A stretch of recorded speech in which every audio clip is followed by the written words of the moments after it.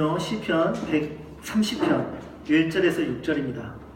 시편 130편 1절에서 6절입니다. 1절에서 8절입니다. 죄송합니다. 1절에서 8절 한 절씩 교도하고 8절을 같이 읽도록 하겠습니다. 여호와여, 내가 깊은 곳에서 주께 부르짖었나이다. 주여, 내 목소리를 들으시며 나의 부르짖는 소리에 귀를 기울이소서. 여호와여, 주께서 죄악을 지켜보실진대 주여 누가 서리이까? 그러나 사이것이 주께 있음은 주를 경외하게 하시니이다. 나 곧 내 영혼은 여호와를 기다리며 나는 주의 말씀을 바라는도다.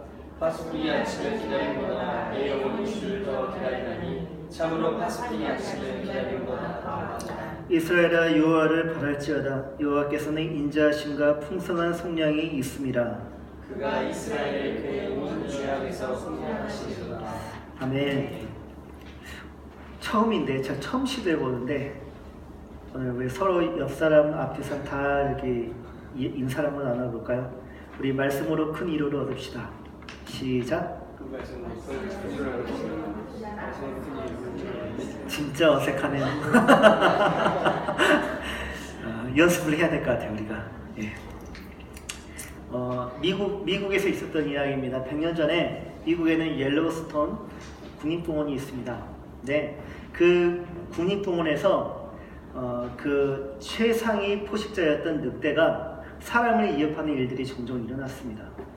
그래서 국립공원 관계자들은 그런 위협을 줄이고자 모든 늑대를 소탕해 버렸어요. 그러면서 인간의 신변이 이제 안전해지기 시작했고 보호가 되었습니다. 그런데 뜻밖의 일이 일어나기 시작했습니다. 국립공원의 생태계가 무너지기 시작한 거예요. 그 이유를 밝히기 위해서 관계자들은 열심히 연구한 끝에 이런 논리적으로 이런 것을 이제 나열하기 시작합니다. 늑대가 사라지자 이제 늑대에게 잡아먹힐 일이 없어진 사슴과 엘크의 수가 부쩍부쩍 늘어나기 시작한 거예요. 사슴이 얼마나 많이 먹겠습니까? 또 엘크가 얼마나 많은 풀과 나무를 먹겠습니까? 그러다 보니까 그 국립공원의 풀과 나무가 자라기도 전에 다 사라져버리기 시작하는 거예요. 그리고 그 결과 공원의 생태계는 완전히 무너지고 말았습니다. 공원 관계자들은 1995년에 14마리의 늑대를 다시 공원에 풀었습니다. 그리고 옐로우스톤과 또 아이다호 주변에 늑대 14마리를 풀었을 뿐인데 그 효과는 막대했다고 합니다. 늑대로 인해 사슴과 엘크의 수가 줄어들기 시작했고 엘크와 사슴이 줄어들기 시작하니까 풀이 자라기 시작하는 거예요. 나무가 전에는 자라기도 전에 다 뜯어먹겼는데 이제는 나무가 자라기 시작하는 거예요. 그리고 그 새들도 보금자리를 찾았기 때문에 새들도 둥지를 트기 시작합니다. 비버들도 돌아가지고 강에서 댐도 이제 만들기 시작하는 거예요. 또한 늑대가 코요테를 잡아먹자 코요테가 전에는 모든 쥐와 같은 설치류를 다 잡아먹어버렸거든요. 근데 코요테가 잡혀 이제 수가 줄어들자 설치류들이 이제 생겨나기 시작합니다. 공원 안에 다양한 종들이 살기 시작했고요. 그리고 다양한 종들이 살 수 있는 환경이 마침내 완성이 되었던 거예요. 무엇보다 놀라운 것은요, 강의 흐름이 변했다고 합니다. 늘어난 나무로 인해서 딱 그 흙의 그 침식이 줄어들자 무질서했던 강의 흐름이 이제 정리가 되었고 물 웅덩이가 생겨나면서 동물들의 서식처가 그렇게 생겨난 것입니다. 고작 14마리의 늑대, 그 늑대 14마리를 그 넓은 공원에 풀었을 뿐인데 공원은 이전의 상태로 완전히 복원이 된 것입니다. 인간들이 망쳐놓기 이전에 풍요로움을 공원이 되찾은 것이에요. 우리는 이를 통해서 얻을 수 있는 교훈이 하나가 있는데 인간의 윤리가 자연에 반영되고 적용되는 일은 자연에게 매우 해로운 일이다. 우리는 그 이유는 무엇일까? 왜 인간의 윤리가 자연에 적용되는 것이 자연에게 해로운 일일까? 그 이유는요, 인간의 본성 때문입니다. 인간의 본성과 자연의 본성이 다르다는 것이에요. 인간의 본성에는 특이한 것이 하나가 있습니다. 그게 바로 죄. 인간에게는 죄성이라는 것이 있어요. 특별한 성질 하나가 있는데 동물들에게는 없고 인간에게 있는 특별한 성질이 하나 있는데 바로 그게 죄성이라는 것입니다. 인간은 타고난 죄성을 가지고 태어나요.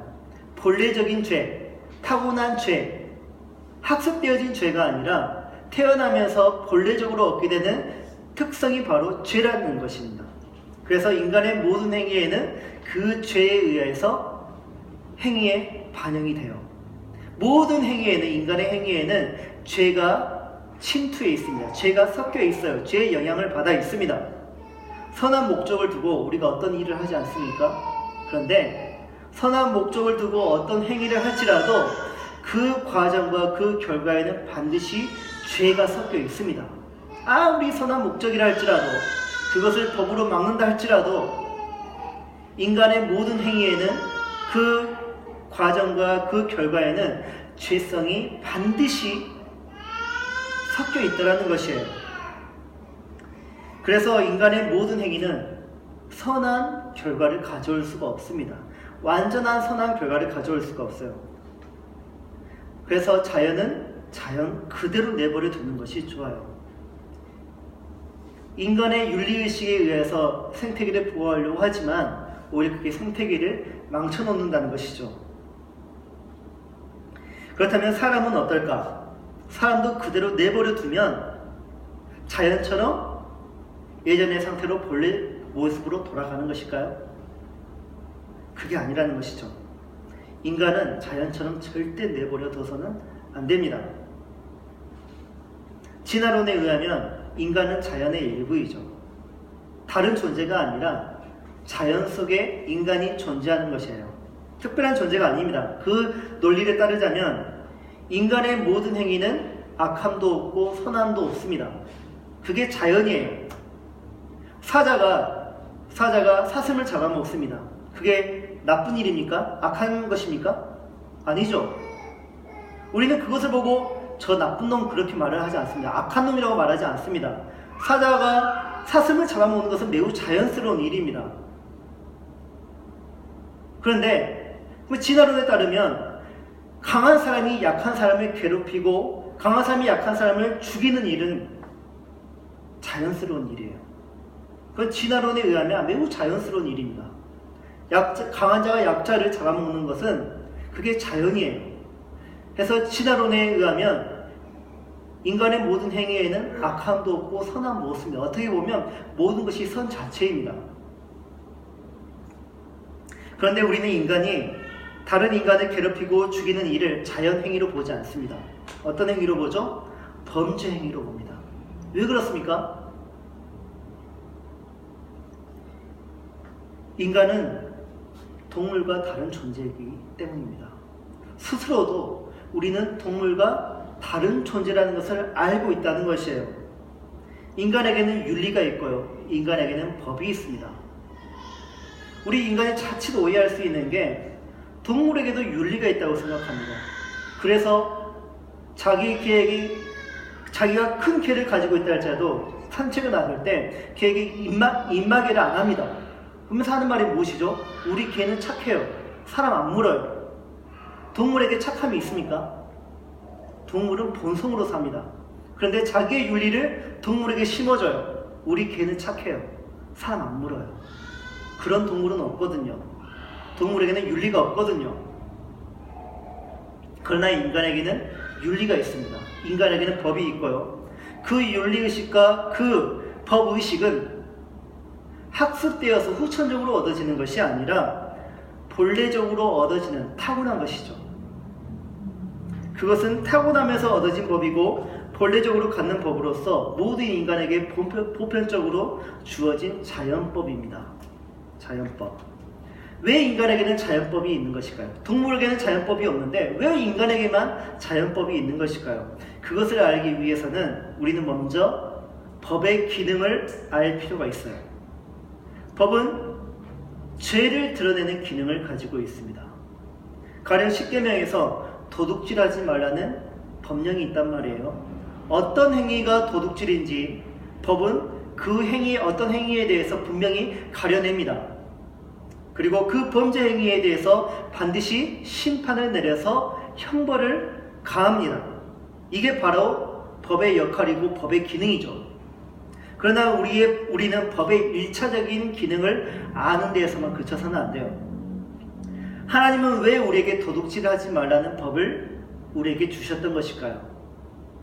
인간이 도둑질하지 않도록 예방하는 차원에서 법을 주신 거예요. 도둑질하면 거기에 마땅한 심판을 내리고 형벌을 주겠다라는 그 1차적인 의미에서 준 것이 아니라 그 도둑질을 예방하고자, 하지 못하게 하고자 하나님은 법을 주신 거예요. 더 나아가서 그 법을 주신 이유는 그 법을 어기는 것이 곧 하나님을 사랑하는 것을 어긴 것이고 이웃을 사랑하는 것을 어긴 것이기 때문에 하나님은 법을 주신 거예요. 그 자체 행위가 하나님의 이름을 욕되게 하는 것이에요. 그것을 깨달은 사람은, 그 법의 역할을, 의의를 깨달은 사람은 도둑질을 할 수가 없다는 것이에요. 더 나아가서 이 법은, 도둑질하지 말라는 이 법은 인간을 거룩하게 하는데 그 역할을 다하고 있다는 것이에요. 그러므로 인간에게는 반드시 법이 필요합니다. 그 안에 그 죄성을 다스리기 위해서는, 또 거룩한 삶을 살기 위해서는 반드시 법이 필요해요. 만약에 인간을 자연처럼 내버려 둔다면 어떻게 될까? 예를 한번 들어봅시다. 지금 이 시간부터 24시간 동안 세상에 존재하는 모든 법을 다 정지시켜버립니다. 유효한 것을 다 없애버려요. 24시간 동안. 그리고 그 어떤 행위에 대해서 책임을 지지 않아도 된다고 선포를 해버립시다. 이 24시간 동안 이 온 세계는 어떻게 될까요? 선함으로 갈까요? 아니면 악함으로 갈까요? 여자들은 안전할까요? 아이들은 안전할까요? 식료품을 파는 가게들은 안전할까요? 마트가 기금속을 파는 그 백화점이나 그런 데는 안전할까요? 안전할 수 없잖아요. 베네수엘라 한번 보십시오. 법이 무너지니까 어떻게 됩니까?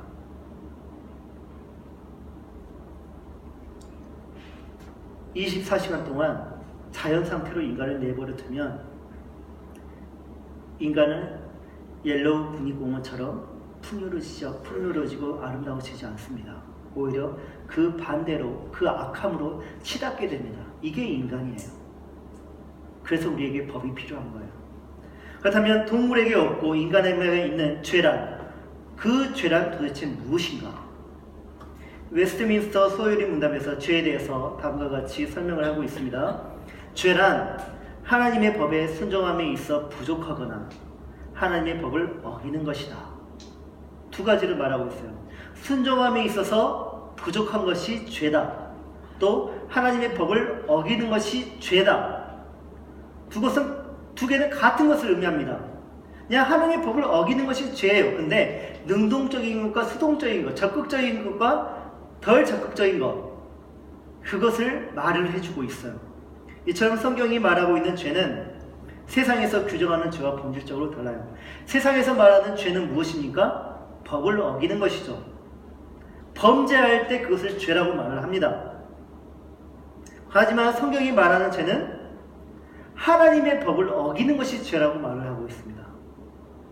죄의 개념은 하나님이 인간을 창조하신 창조주이시며 우리의 삶의 입법자이시고 우리의 또 인간은 그의 피조물이라는 것.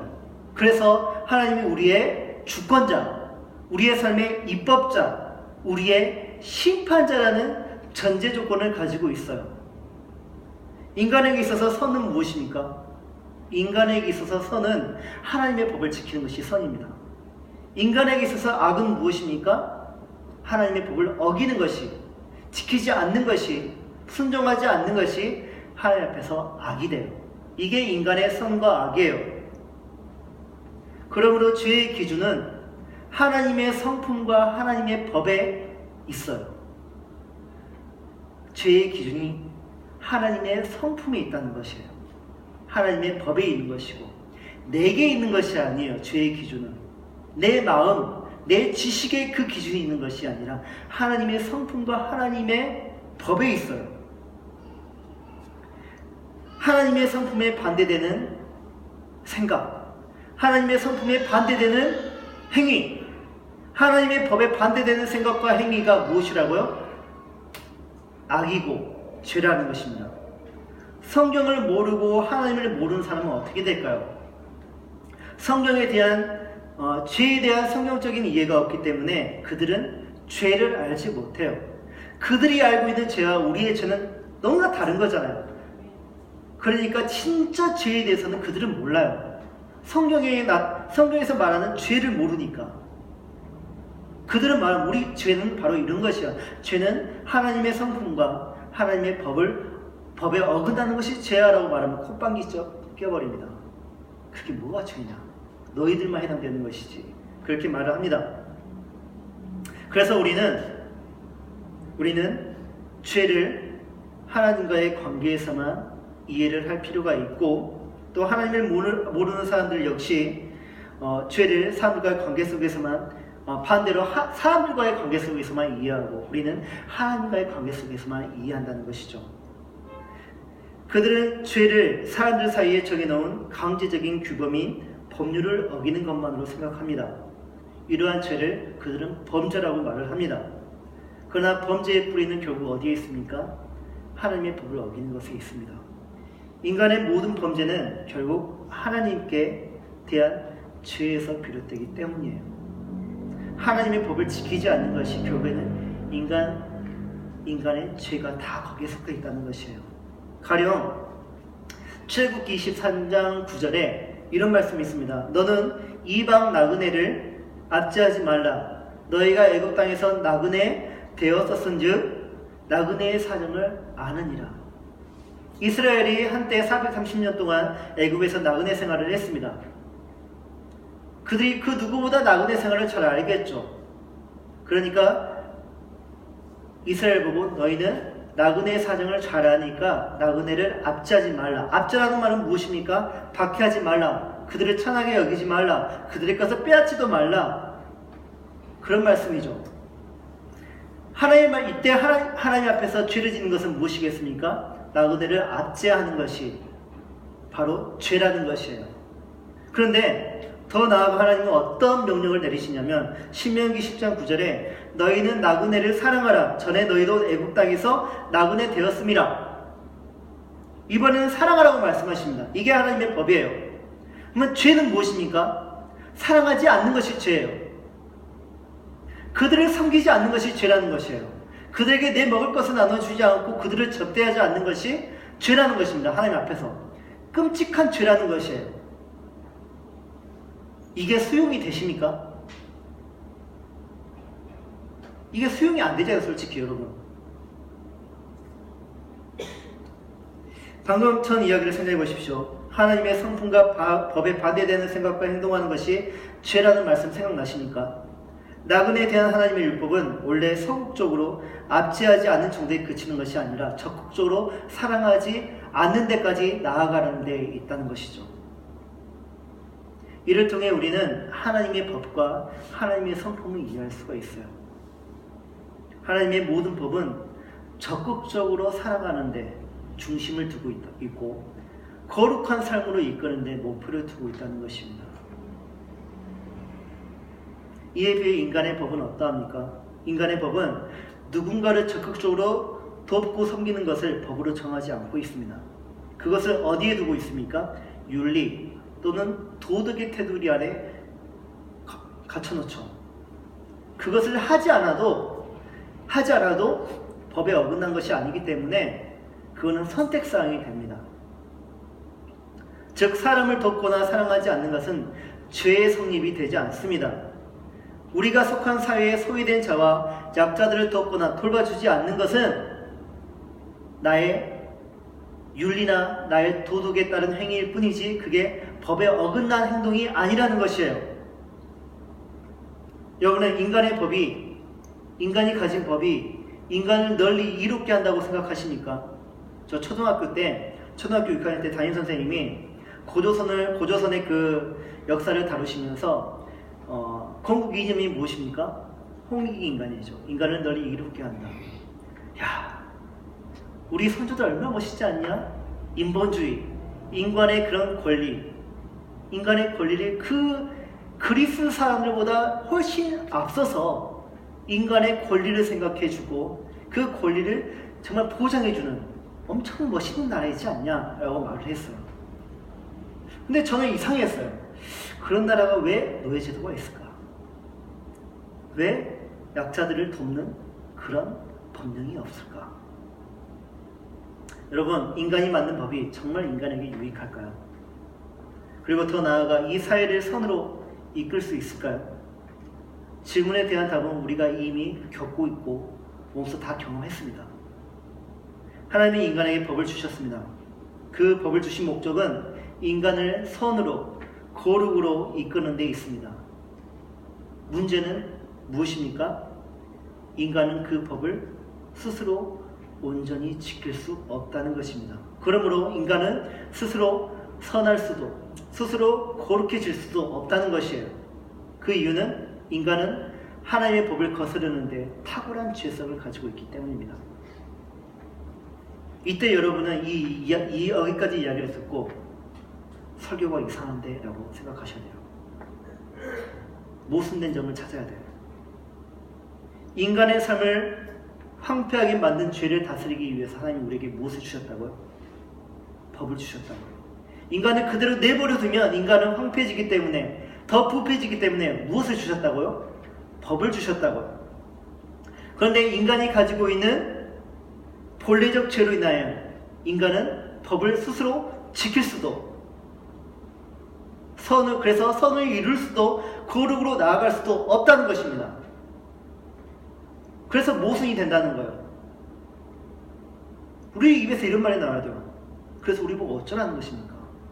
아니, 우리를 위해서, 우리를 선으로 이끄는데, 거룩으로 이끄는데, 이루기 위해서 법을 주셨다는데, 그 법을 우리가 지킬 수 없다니, 그게 무슨 말입니까? 왜 주셨냐는 거예요. 왜 주셨냐? 법을 주시지 마시지 차라리 그러면. 여기서 우리는 앞서 들었던 법의 기능을 더욱 이해하게 됩니다. 법은 죄를 예방해 주는 것보다 더 탁월한 기능이 있으니 그것은 바로 죄성을 가진 인간의 본성에 대한 고발입니다. 인간이 어떠한 존재인지 법이 그것을 이해시켜 준다는 것이에요. 법이 인간에 대한 이해를 시켜준다는 것이에요.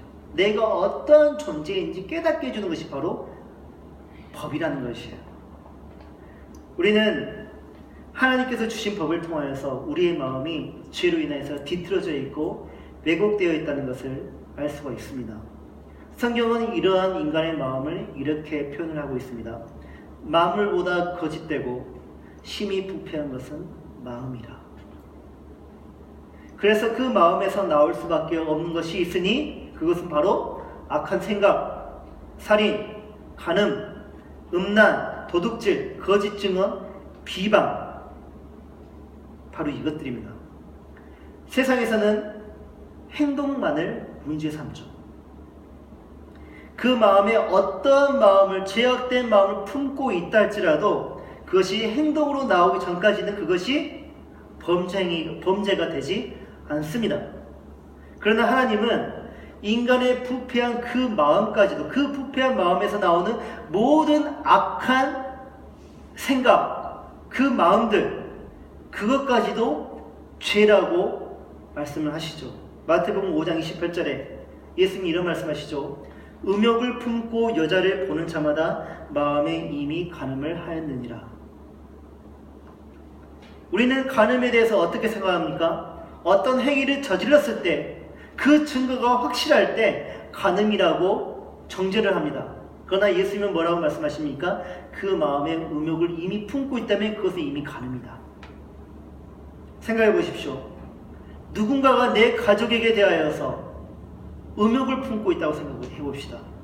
성추행을 하려고 하는 그런 생각을 이미 품고 있다고 생각해 봅시다. 여러분이 그것을 알았을 때 여러분은 거기에서 마음의 평정심을 유지할 수 있습니까?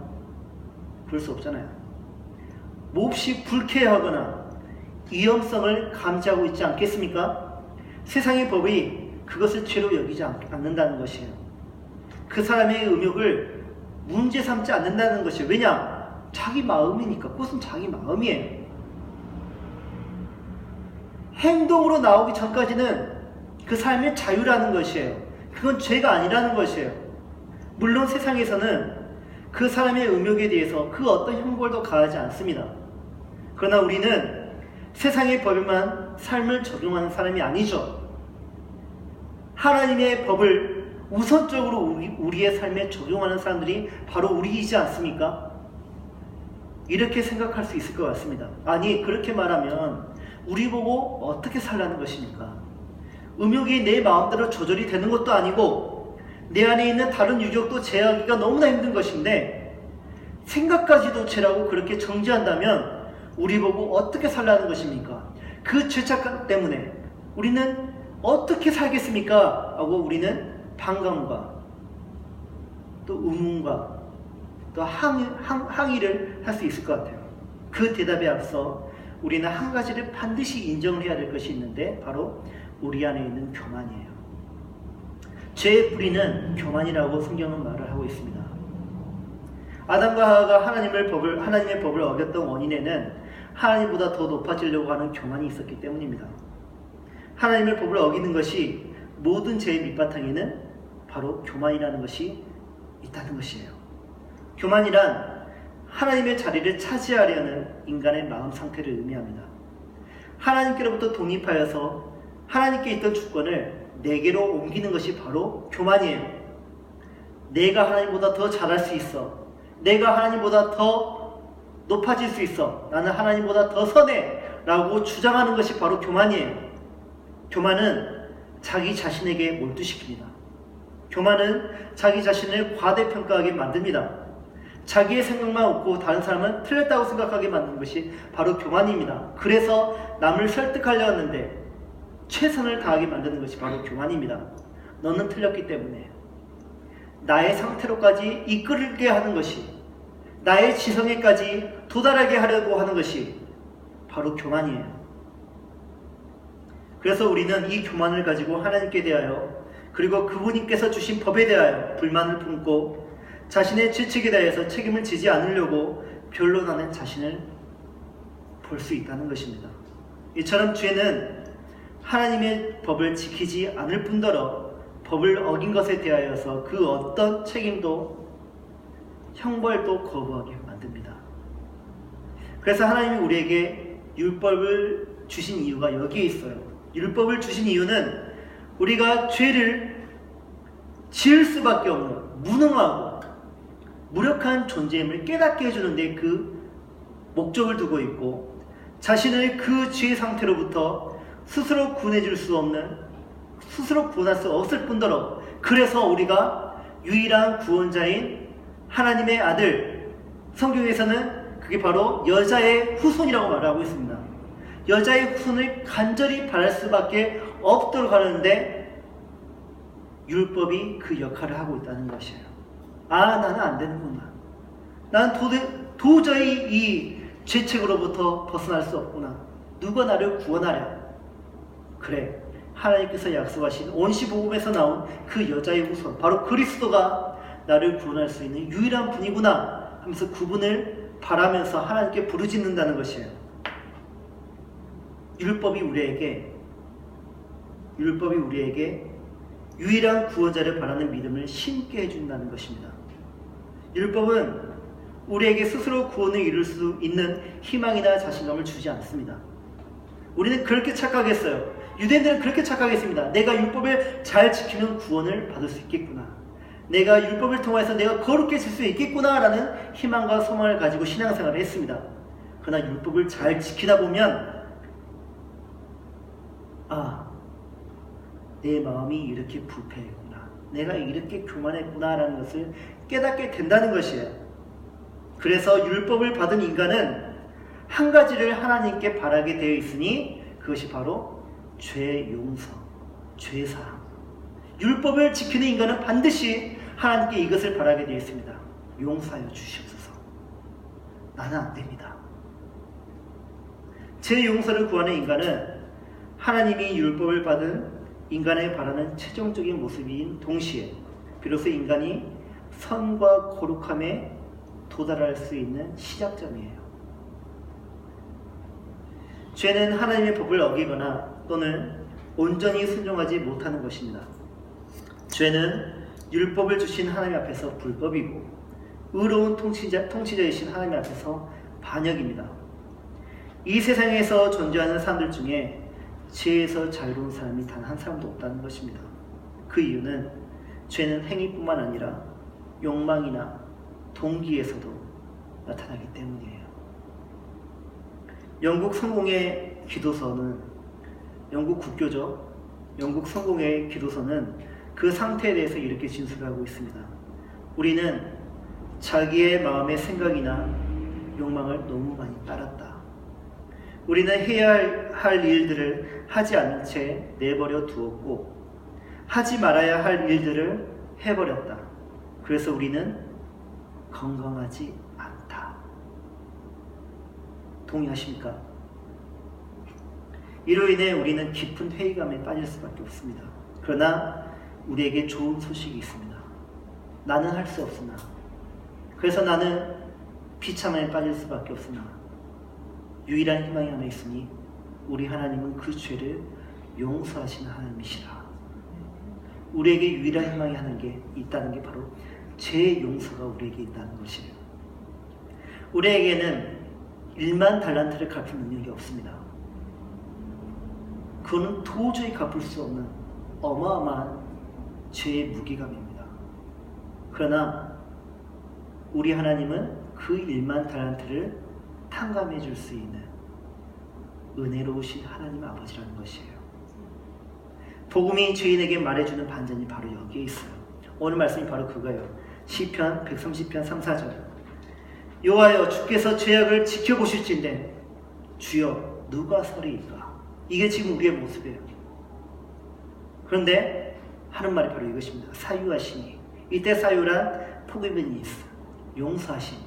용서하심이 주께 있으면 주를 경외하게 하십니다. 내가 주를 경외할 수 있는 것은, 내가 하나님을 예배할 수 있는 이유는 주님이 우리의 죄를 소멸하시는, 용서하시는 하나님이시기 때문입니다. 라는 시편 기자의 고백이에요. 이게 바로 우리의 고백이기도 하고요. 용서는 무엇입니까? 개인적인 차원에서 사면을 해주는 것이에요. 나를 반대하고 나를 해치고 나에게 잘못을 저지른 사람을 용납하고 뒤틀어지고 끊어져 버린 그 관계를 회복시키는 것이 바로 내가 할 수 있는 용서예요. 내가 받을 수 있는 용서이고요. 만약 죄를 용서받을 수 없다면 어떻게 될까요? 누군가에게 큰 잘못을 또는 죄를 저질러 본 적 있으십니까? 그래서 그 관계가 완전히 뒤틀렸거나 왜곡되었거나 완전히 끊어져 본 적 있으십니까? 그 후 여러분이 그 사람을 우연이라도 만났을 때 아주 자연스럽게 만났나요? 피하게 되지 않습니까? 왠지 미안해지지 않습니까? 왠지 식은땀 나지 않습니까? 이 심장이 두근거리지 않습니까? 내 안에 있는 양심의 가책 때문이에요. 그것을 성경은 죄책감이라고 말을 합니다. 그러므로 깨어있을 때, 우리가 깨어있을 때 언제나 우리는 그 죄책감에서 완전히 자유할 수가 없어요. 뿐만 아니라 잠자고 있을 때에도 우리는 무의식적으로 그 죄책감으로 인하여서 편안한 잠을 못 잡니다. 죄를 지은 사람 발 뻗고 잘 수 있나요? 그럴 수 없어요. 그 죄책감이란 이만큼 무섭습니다. 근데 이 죄책감이라는 게 우리의 능력으로 없앨 수 있습니까? 이 죄책감이라는 거 우리가 가지고 있는 돈으로 해결할 수 있습니까? 없다는 거 잘 아시지 않습니까? 우리는 아는 사람들과의 관계에서 가지는 죄도 이처럼 심각하게 여기고 있고 또 심각한 그런 억압으로 인하여서 우리는 힘들게 살아갑니다. 하물며 하나님 앞에서 오죽하겠습니까? 하나님과의 관계가 왜곡되고 하나님과의 관계가 뒤틀리고 끊어지면 과연 우리가 평안해질 수 있을까요? 그분은 우리의 모든 것을 지켜보시는 하나님이신데, 하나님 우리를 지켜보고 계신데, 우리의 머리털까지 다 세시면서 우리의 모든 것을 완전히 알고 계신데 우리가 어떻게 하나님 앞에서 평안함을 가질 수 있겠습니까? 루터는 이 문제를 가지고 정말 고민을 많이 했습니다. 그래서 그가 내 안에 있는 이 죄책, 나에게 평안함이 없는 원인, 이 죄책으로 인해서 내가 너무나 고통스러운데 내가 어떻게 해야 평안을 얻을 수 있을까라고 생각하면서 그는 성경을 뒤져봅니다. 성인들의 말씀을 들어봅니다. 훌륭하다는 말씀도 다 들어봅니다. 그리고 고난의 계단도 한번 무릎을 꿇어가면서 무릎으로 한번 걸어가 봅니다. 내게 고통을 가하면 내가 자유로워질 수 있을까? 내가 좀 더 기도를 많이 하면 자유로워질 수 있을까? 내가 좀 더 마음 말씀을 읽으면, 내가 좀 더 착한 일을 많이 해보면 그 죄책감부터 해결할 수 있을까? 불가능했다는 것이에요. 마침내 그가 얻은 답이 있습니다. 그리고 마침내 그가 평안을 얻습니다. 그리고 자기와 같이 그 죄책으로 인하여서 고생하고 있는 모든 신앙인들에게 이렇게 말합니다. 그리스도, 따라해봅시다. 그리스도. 그분이 십자가에서 죽으셨다는 것을 배우고 아십시오. 그분을 찬양하는 법과 주 예수님, 주님은 나의 의이시며 나는 당신의 죄입니다. 당신은 나의 죄를 대신 지셨고 내게 당신의 의를 입혀주셨습니다. 나를 죄 아닌 의가 되게 하시려고 당신은 의이 아닌 죄가 되었사옵나이다 라고 말하는 법을 배우십시오. 이것까지 따라 하셔야겠다. 라고 말하는 법을 배우십시오. 단순히 암기하는 데서만 그치지 마시고 배우고 알라는 거예요. 배우고 알라는 거예요. 무엇을요? 그 모든 죄책을 예수님이 십자가에서 지시고 다 거기서 죽으셨다는 것을, 나의 죄책이 십자가에 위해서 죽었다는 것을 배우고 알라는 것이에요. 그분의 의가 우리에게로 전가되었고 우리의 죄가 그분에게로 전가되었다는 것을 배우고 알라는 것이에요. 그때